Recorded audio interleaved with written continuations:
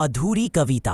एक गांव में अदिति नाम की एक जवान लड़की रहती थी जिसे कविताएं लिखने का बहुत शौक था। उसकी माँ उर्मिला एक साधारण गृहिणी थी जो अपनी बेटी के सपनों को पूरा करने के लिए जीती थी। अदिति की सबसे बड़ी इच्छा थी कि उसकी कविताएं एक बड़ी पत्रिका में छपें। वह रात रात भर जाग कर लिखती थी, लेकिन अक्सर अपनी कविताओं को अधूरा महसूस करती थी। एक सर्दी की रात अदिति अपनी एक कविता को पूरा करने की कोशिश कर रही थी। वह बार बार एक पंक्ति लिखती और काट देती क्योंकि उसे सही शब्द नहीं मिल रहे थे। वह उदास होकर बिस्तर पर चली गई।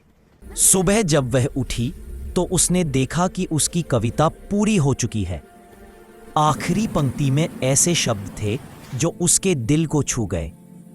जीवन की सबसे बड़ी पूंजी प्यार जो बिन मोल मिला, तेरा त्याग ही मेरी राह मेरी माँ, तू ही मेरा संसार खेला।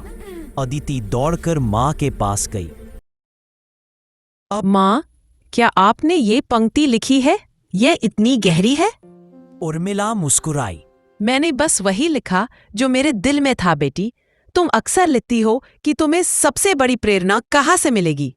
मैंने बस तुम्हें याद दिलाया कि तुम्हारी प्रेरणा तो हमेशा तुम्हारे साथ है। उस दिन के बाद जब आदिति अपने स्कूल गई, अब मेरी कविता छपेगी। उसकी दोस्त हंसती तुम्हारी कविता कौन पढ़ेगा? तुम्हारी कविता नहीं चलेगी। तब आदिति को बहुत बुरा लगता है और वो वहां से चली जाती है।